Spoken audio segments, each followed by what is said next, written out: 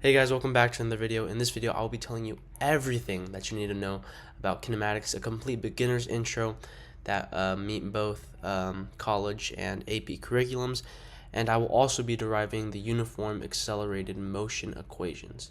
So grab your popcorn, sit back, and relax, and I will take you through it all. So what is kinematics? Kinematics is a branch in physics that deals with motion. And in this video, we are going to be dealing with four main variables. That's displacement, which we normally denote with the symbol, velocity, acceleration, and time. We're going to start with displacement. So this is displacement.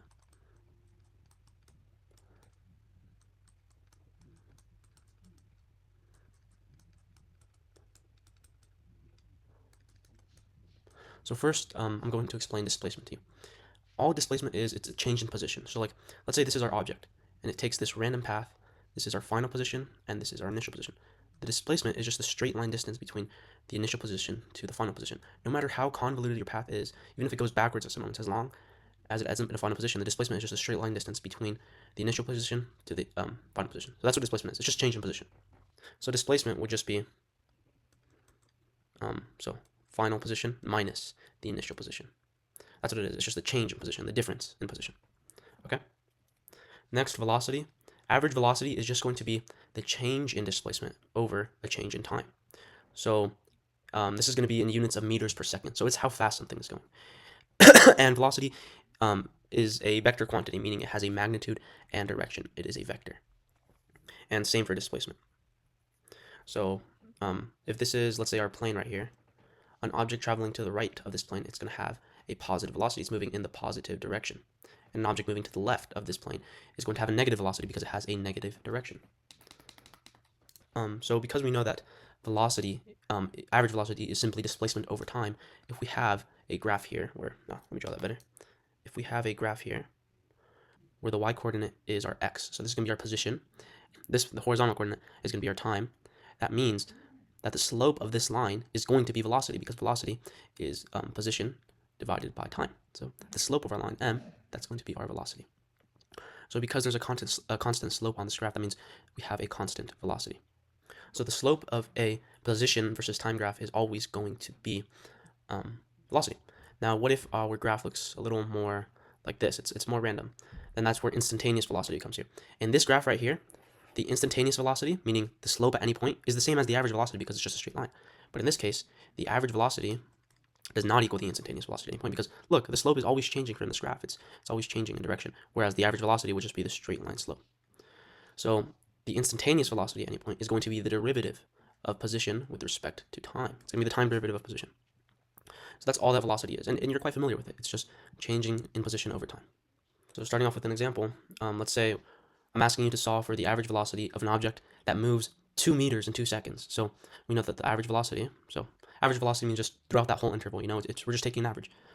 If it moves 2 meters in 2 seconds, well, the displacement was 2 meters, and the change in time was 2 seconds, so that gives us a velocity of 1 meter per second. That's what velocity is. Now moving on to a velocity versus time graph. So now let's say our vertical axis, it's going to be velocity is time, and then our x-coordinate, that's going to be time. So now let's say we have a linear function on this graph. Now what would be the slope of this graph? The slope just tells you how this coordinate is changing with respect to this coordinate. So the slope of a velocity versus time function or graph is going to be acceleration. So we know that average acceleration is going to be a change in velocity over a change in time. It's just going to be, if this is one point and this is another, it's just going to be v2 minus v1 all over t2 minus t1. That's all this is. It's a change in velocity. This is the difference, and this is the difference. So the acceleration is the slope. So let me write that down. Acceleration is the slope of this graph right here. So m, that's going to equal acceleration. So now, what are some things we can do with this graph? So anytime we have a velocity versus time graph, well, no matter the shape, the slope at any one of these points is going to be our acceleration. But let's take a look at this graph where, in this case, the average acceleration is going to be the instantaneous acceleration because, look, the slope is never changing. It's just a straight line. So now, what is the area under this curve and why does it matter? Well, it turns out that the area under a velocity versus time graph is going to be displacement. Because, look, this y-coordinate that we're multiplying is time, and this y-coordinate is going to be velocity. And we know that velocity is just change in, average velocity is just change in position over change in time. So that means change in position, displacement, is just going to be velocity times change in time. And look at the sides of this triangle, velocity and time. So when we multiply these, when we find the area under this curve, in this case it's a triangle, so we do velocity times time over 2, we're going to get a signed quantity that is displacement, a net distance that it traveled with respect to an origin. And finally, time is just time, as you know. So now we're going to derive the kinematic equations. So just doing a little review, a good way to think about it is that the slope of a position versus time graph is just velocity. So m is going to be velocity, m is just slope.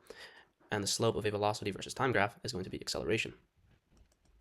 So you can think about it as velocity is how position is changing with respect to time, and acceleration is how velocity is changing to respect to time.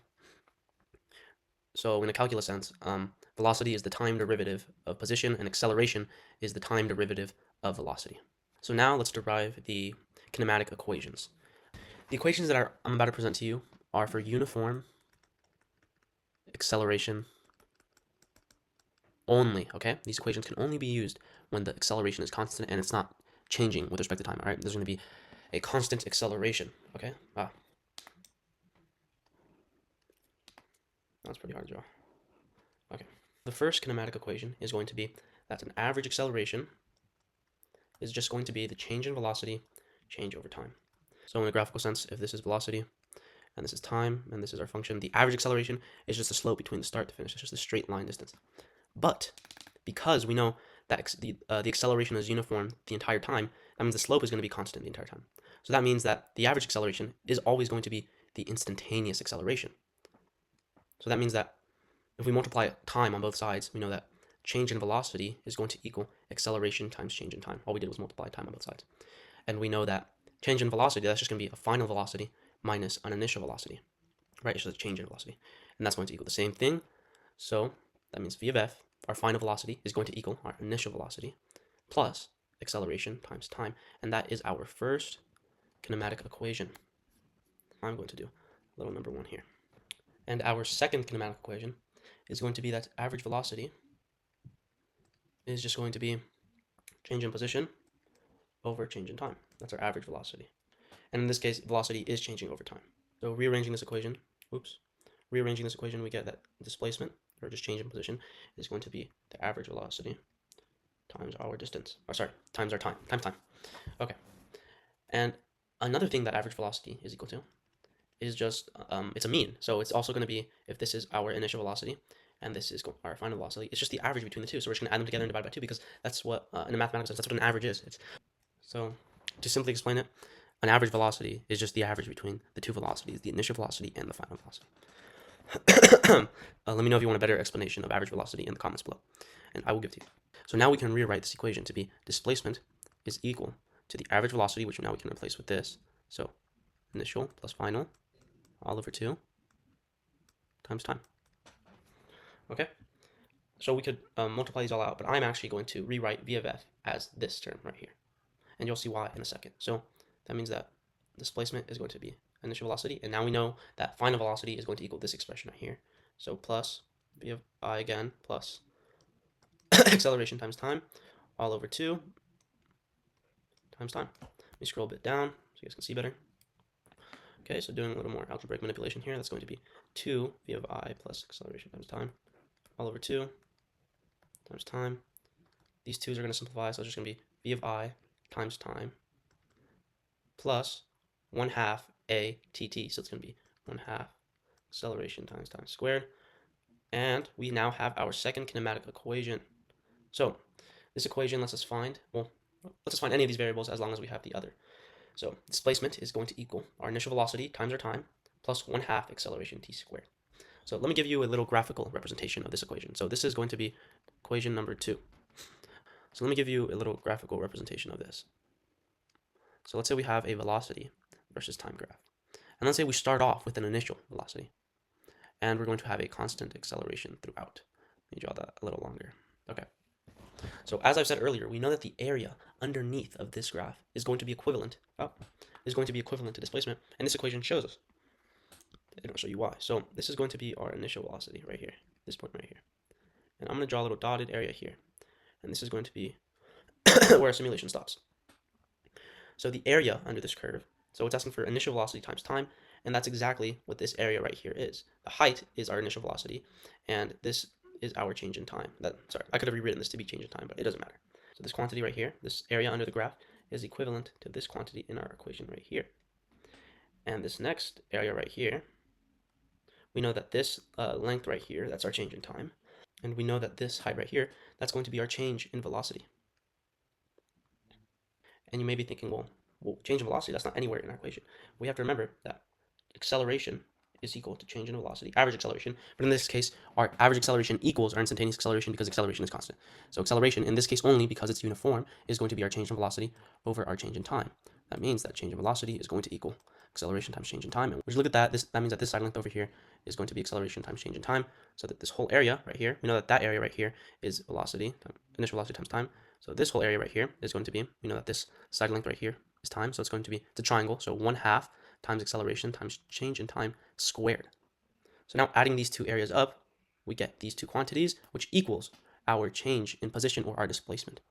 So we just proved that the area under the curve so when there is constant acceleration, that's going to be our displacement. So that's a little graphical representation of this equation. So far, we have two equations. We have this one right here. Let me write it a little better for you. Displacement is going to equal our initial velocity. And this is in one dimension only. So I could actually label this to be our initial velocity in the x direction times change in time plus 1/2 our acceleration in the x direction times our change in time squared. So that's our equation number 2. This is a one-dimensional kinematic equation. All these equations are. So we have two equations so far. We have this one down here, and we have this one. So this one just relates velocity, time, and acceleration. As we know, change in velocity over time is going to be our average acceleration, which in this case equals acceleration. We've already gone over this one, and we just derived this one. So we have two equations, and on to our next one. So our next equation, our next equation is actually just going to be this one, but we're going to replace the time in terms of these other variables so that we can perform kinematics. Calculations when we're not given the time. So this next equation is going to allow us to do that. So first, we're going to write time in terms of the other variables. So we know that acceleration, in this case, only because it's uniform, is going to be our change in velocity over change in time. So that means our change in time is going to be our change in velocity, or v of f minus v of I. That's what this is, because we know that change in velocity equals v of f minus v of I, all over acceleration. So we're going to use this to substitute it back into our original equation.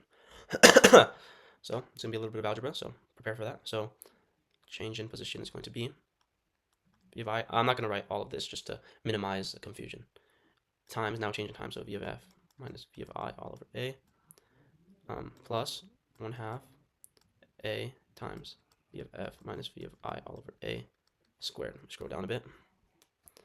So that means that change in position is going to be, now we're going to distribute, so it's going to be v of I times v of f minus v of I squared all over a plus 1/2 a times, so it's going to be v of f squared minus 2 v of f, v of I minus, plus v of I squared, and that's going to be all over a squared. Okay, so that means that v of I, we're going to keep this side the same, minus v of I squared all over a plus, so one of these is going to cancel out at the bottom and one is going to stay, so it's going to be just v of f squared minus 2 v of f, v of I plus v of I squared all over 2a. You see what happened there? Now, just pause the video, work it out yourself. So now we're going to find a common denominator so we can add these fractions. So we're going to multiply this fraction on the left by 2 over 2, just another form of 1. So we're going to do 2 v of I, v of f minus v of I squared all over 2a. So this is just another form of 1. We're just rewriting of the different denominator. Plus v of f squared minus 2 v of f, v of I plus v of I squared all over 2a. Okay, so next we're going to distribute this 2. So 2 v of I, v of f minus 2 v of I squared all over 2a. And now we can finally add this side because same denominator. So I'm just going to extend this. So it's going to be plus v of f squared minus 2 v of f v of I plus v of I squared. And as we can see, this fraction, this right here, this term right here, and this term right here, they cancel out. And we are just left with v of f squared minus v of I squared all over 2a, and that's going to equal to displacement. So now, moving little things around, we get 2a times our displacement is going to equal v of f squared minus v of I squared. So our final kinematic equation, drumroll please, is going to be v of f squared, final velocity squared, is going to equal our initial velocity squared plus 2a times our displacement. And that is our final kinematic equation. That is number 3. Okay, so let's do a quick summary here. Wow, look at all that work. Quick summary here. Our kinematic equations. And remember, guys, this is for uniform accelerated motion. Okay, only when acceleration is constant. Just because it's constant doesn't mean it can't be 0. It can also be 0. So our first one up is, and remember, guys, these are one-dimensional equations. So I'm actually going to include the dimension variables here. So our final velocity in the x direction is going to equal our initial velocity in the x direction plus our acceleration in the x direction plus times our change in time. So this is our first kinematic equation, and it makes sense. So let me just give you some numbers here. So let's say we start off with 2 meters per second, and there's an acceleration of 1 meters per second squared for 1 second. So 1 meter per second squared, 1 meter per second squared times 1 second. One of these cancel out, so we're just left with 1 meter per second. So it's just 2 meters per second plus 1 meter per second. That just gives us our final to be 3 meters per second. So it should make sense, like intuitively. Our second equation is going to be our displacement, and in this we're just going to use the x dimension, is going to be our initial velocity in the x direction times our change in time plus 1/2 our acceleration in the x direction times change in time squared. That's our second. So there's our first one. There's our second, and we have one more. So number 3, our final velocity in the x direction squared is going to equal our initial velocity squared plus 2 times our acceleration times our displacement. You can swap the dimensions. You can make these y's if you want to. You make them z's. So you handle each dimension at one time. So these are our 3 kinematic equations under accelerated motion. And just as a little review, we know that our average velocity is just going to be change in position over change in time. And our average acceleration is just going to be our change in velocity over change in time. And remember, displacement is just going to be the final position versus our initial position. So there you have it, guys. Don't forget to leave a comment down if you have any questions or would like me to clarify anything. And don't forget to leave a big fat like on this video. Thank you.